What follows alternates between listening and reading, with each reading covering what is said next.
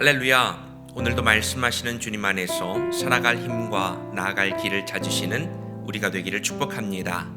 12월 19일 목요일, 오늘 우리에게 주시는 하나님의 말씀은 말라기 3장 13절에서 4장 6절입니다.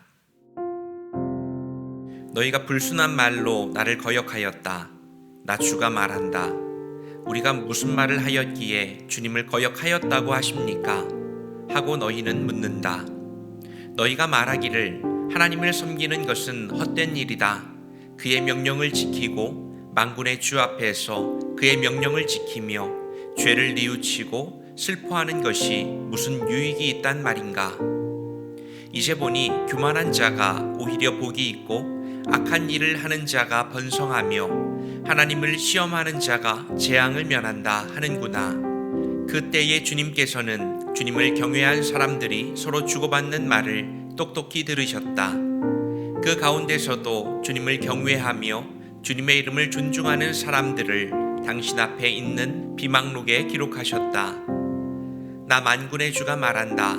내가 지정한 날에 그들은 나의 특별한 소유가 되며 사람이 효도하는 자식을 아끼듯이 내가 그들을 아끼겠다. 그때에야 너희가 다시 의인과 악인을 분별하고 하나님을 섬기는 자와 섬기지 않는 자를 비로소 분별할 것이다. 나 만군의 주가 말한다. 용광로의 불길같이 모든 것을 살라버릴 날이 온다. 모든 교만한 자와 악한 일을 하는 자가 지푸라기같이 타버릴 것이다. 그날이 오면 불이 그들을 살라서 그 뿌리와 가지를 남김없이 태울 것이다. 그러나 내 이름을 경외하는 너희에게는 의로운 해가 떠올라서 치료하는 광선을 발할 것이니 너희는 외양간에서 풀려난 송아지처럼 뛰어다닐 것이다.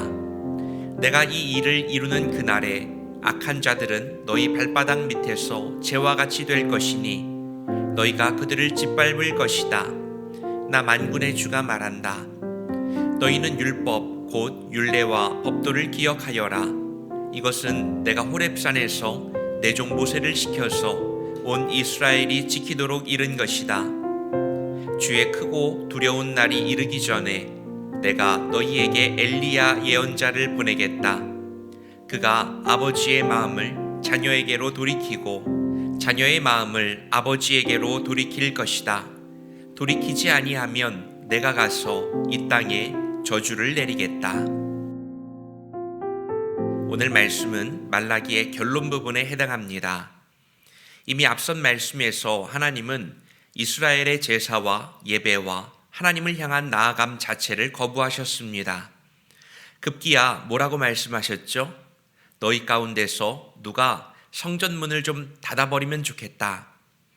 조금 더 노골적으로 바꾸면 너희 교회가 망해버렸으면 좋겠다 라고 말씀하셨습니다. 여러분, 왜 그렇습니까? 오늘 말씀인 말라기의 결론 부분에서 하나님은 유다 백성이 하나님을 섬긴다고 떠들어대는 그 말이 아무런 소용이 없다, 무익하다, 필요 없다고 말씀합니다. 여러분, 정말로 다 소용없다고 말씀하시는 걸까요? 역시 관건은 마음입니다. 가장 중요한 것은 마음입니다. 존재가 담기는 공간은 마음입니다. 마음이 담기지 않는 어떤 행위, 그것은 그 순수성과 진정성을 모독하는 일입니다. 하나님은 그 마음을 감찰하사 그 진위 여부에 따라서 심판과 저주를, 복과 상을 내리실 것입니다. 무엇보다 하나님은 이후에 엘리야 예언자를 보내주신다고 약속하시는데요. 이는 세례 요한을 뜻하고 세례 요한을 통해서 진짜 메시아 예수님의 오실 길이 예비됩니다. 자, 오늘 말씀을 통해서 우리는 어떤 메시지를 찾아볼 수 있을까요? 첫 번째로, 진짜 마음은 무엇으로 표현됩니까? 말라기에는 하나님과 유다 사이에 대화 형식이 많이 나오는데요. 이런 식입니다. 말라기의 시작점인데요. 하나님이 나 주가 말한다. 나는 너희를 사랑한다 라고 하나님이 말씀하시니까 유다가 아니 하나님이 우리를 사랑하신다고 하는데 언제 우리를 사랑하셨습니까? 라고 반문합니다. 그리고 오늘 3장의 말씀에서도 하나님이 너희가 불순한 말로 나를 거역하였다 라고 하자 유다는 아니 하나님 우리가 언제 당신을 거역하였습니까? 라고 우리는 그렇게 말한 적이 없습니다. 대꾸합니다. 지금 유다가 범하고 있는 잘못은 마음을 잃어버린 것입니다. 종교적인 행위를 합니다. 제사도 드립니다. 제물도 바칩니다. 그런데 그 행위 속에 담긴 중심을 잃어버렸습니다. 하나님은 그 중심을 보시고 그들의 모든 외적인 행위를 거부하고 계십니다. 너희의 가짜 순종, 가짜로 나아가는 것, 가짜 신앙생활, 가짜 믿음이 역겹다고 하나님이 말씀합니다. 여러분, 진짜 마음은 무엇을 통해서 드러날까요? 두말할 것도 없이 행동을 통해서 드러납니다. 입으로는 거짓말을 해도 몸은 진실을 알려줍니다. 여러분, 사랑 다 해보셨죠? 사람이 사랑에 빠지면 이상한 행동을 하기 시작하는데요. 우선 같이 있으면 몇 시간이 몇 분처럼 지나갑니다. 바쁜 일이 있어도 또 만나기 위해서 먼 길을 찾아갑니다.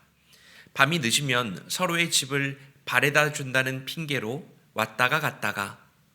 여러분, 사랑은 합리적이고 이성적이고 논리적이지 않습니다. 몸이 시키는 대로, 몸이 가는 대로, 몸이 반응하는 대로 즉각적으로 드러나는 것이 사랑입니다.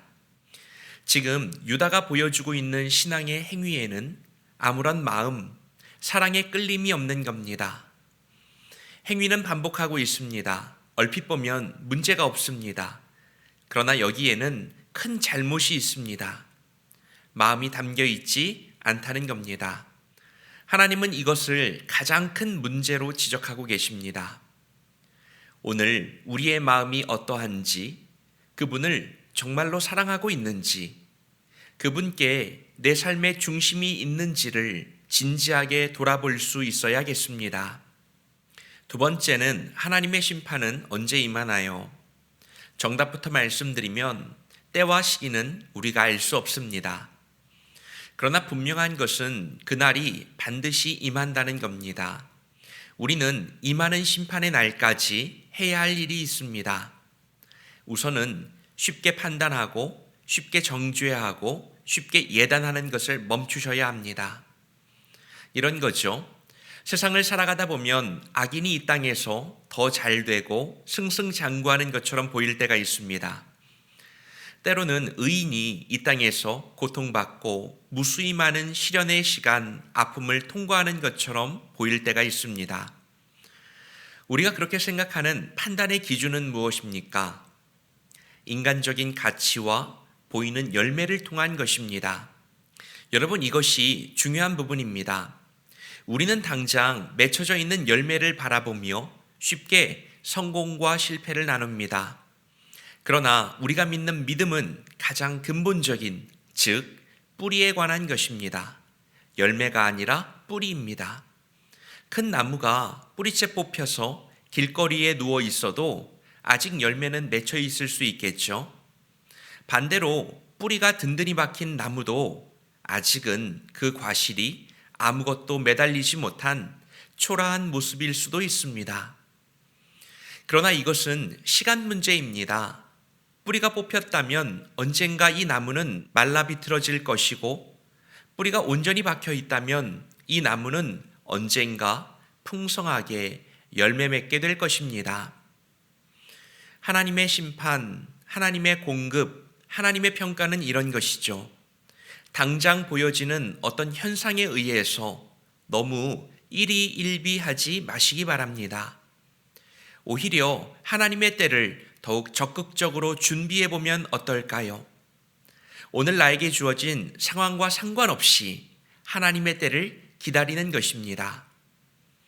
믿음은 아직은 가능성으로 있는 그 현상을 하나님의 시선으로 증폭시켜서 그 가능성을 현실로 받아들이는 능력입니다. 하나님의 때를 기다린다는 것은 그러므로 수동적인 기다림이 아니라 적극적인 기다림입니다. 준비하고 겸비하고 전하고 살아내고, 이 과정이 오늘 우리 신앙인들에게 반드시 필요합니다. 오늘 말씀을 통해서 우리는 구약의 마지막 선지자 말라기가 전하는 하나님의 심판에 대한 내용을 살펴봤습니다. 그리고 이 심판은 이 땅에 오실 하나님, 메시아에 대한 예언과도 이어집니다. 대강절을 살아가고 있는 우리의 모습과도 연결되는 부분입니다.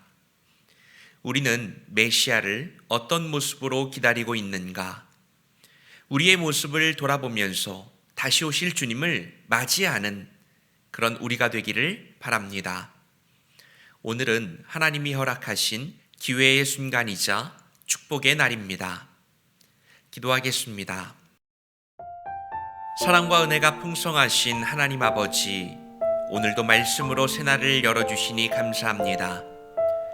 오늘 말씀으로 말라기의 마지막 부분을 나누었는데 구약의 마지막 말씀이 온전한 회복과 세워짐이 아니라 하나님의 심판으로 끝나는 것이 마음 아픕니다. 이 지점에서 우리는 내 힘으로 어쩔 수 없는 유한한 한계와 메시아를 기다리는 무한에 대한 소망이 오버랩됩니다. 대강절 주님을 기다리는 우리의 소망이 확신과 감사로 풀어지게 하시고 더 담대하게 이 땅을 살아가는 하나님의 사람들로 우리를 변화시켜 주옵소서. 예수님의 이름으로 기도합니다. 아멘.